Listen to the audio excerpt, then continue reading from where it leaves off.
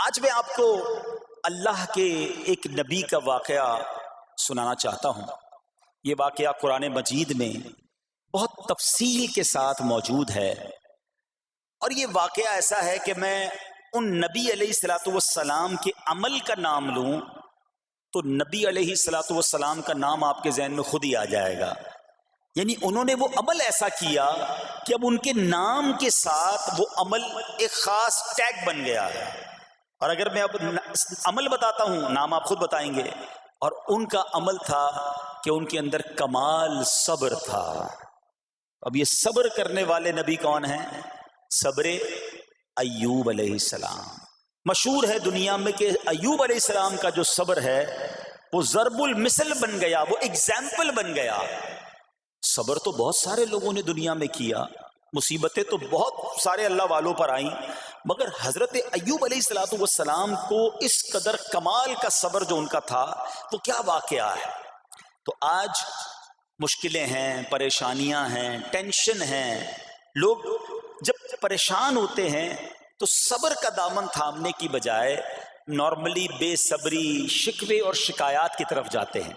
تو زندگی میں جب بھی کوئی معاملہ آئے نا، ہمیں اللہ کے کلام کی طرف رجوع کرنا چاہیے، اللہ والوں کی سیرت کی طرف رجوع کرنا چاہیے، اور رب کریم کے جو منتخب ترین بندے ہیں دنیا کے افضل ترین جو افراد ہیں وہ انبیاء کرام علیہ الصلوۃ والسلام ہیں۔ تو ہمیں جب بھی کوئی پرابلم آئے، جب بھی کوئی مسئلہ درپیش ہو، پہلے دیکھیں اللہ والوں نے اس موقع پر کیا کیا تھا، قرآن کیا کہتا ہے، حدیث کیا کہتی ہے، تو پھر زندگی میں چیزیں آسان ہو جاتی ہیں۔ تو حضرت ایوب علیہ الصلوۃ والسلام کی سیرت کے بارے میں جانتے ہیں کہ آپ حضرت اسحاق علیہ الصلوۃ والسلام کی اولاد میں سے ہیں، اور ان کی والدہ حضرت لوط علیہ الصلوۃ والسلام کے خاندان سے ہیں۔ اللہ تعالیٰ نے آپ کو ہر طرح کی نعمت سے نوازا تھا۔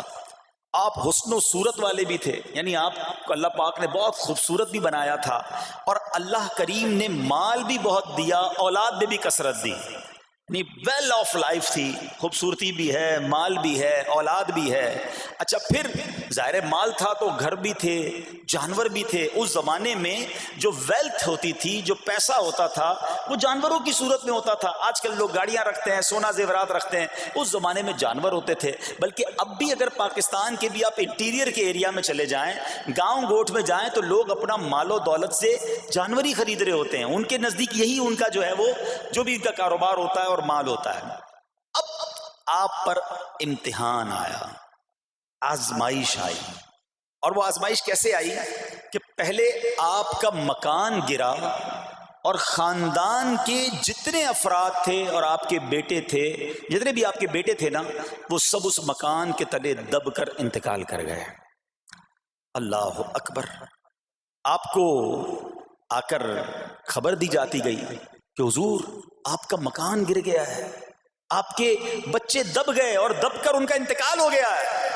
آپ فرماتے تھے میرا کیا ہے، جس کا تھا اس نے لے لیا، جب تک اس نے مجھے دے رکھا تھا وہ میرے پاس تھا، جب اس نے چاہا اس نے واپس لے لیا، اسی نے دیا تھا نا۔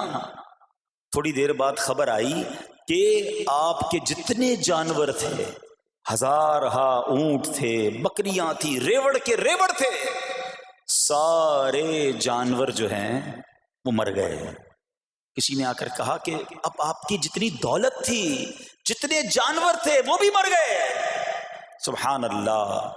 آپ اللہ کا شکر بجا لاتے، کہتے یا اللہ، جو رب کا تھا اس نے واپس لے لیا، اسی کا تھا، جتنی دیر چاہا میرے پاس رہا، واپس لے لیا اس نے۔ میں اپنے رب کی رضا پر راضی، میں اس امتحان پر راضی ہوں۔ اللہ اکبر۔ اب کیا ہوا کہ آپ کی تمام کھیتیاں اور جو باغات تھے، بہت بڑی زمینیں تھیں، بڑے بڑے کھیت تھے، وہ بھی سارے کے سارے برباد ہو گئے۔ کسی نے آ کر بتایا کہ حضور اب تو کھیت بھی گئے، اب باغات بھی گئے۔ آپ نے فرمایا کہ جس کا تھا اس نے لے لیا، میں اس کی رضا پر راضی ہوں۔ جب تک میرے پاس تھا وہ میرے پاس تھا، اب رب نے واپس لینا چاہا تو اس نے لے لیا۔ اب he was empty handed، یعنی اب کچھ بھی نہیں تھا، نہ بچے ہیں، نہ مال ہے، نہ جانور ہے، نہ مکان ہے۔ مگر حضرت ایوب علیہ السلام کی زبان پر پھر بھی شکر ہے، اب بھی شکر ہے، شکوہ نہیں ہے کہ اللہ میں تیری رضا پر راضی ہوں، لیکن ابھی امتحان ختم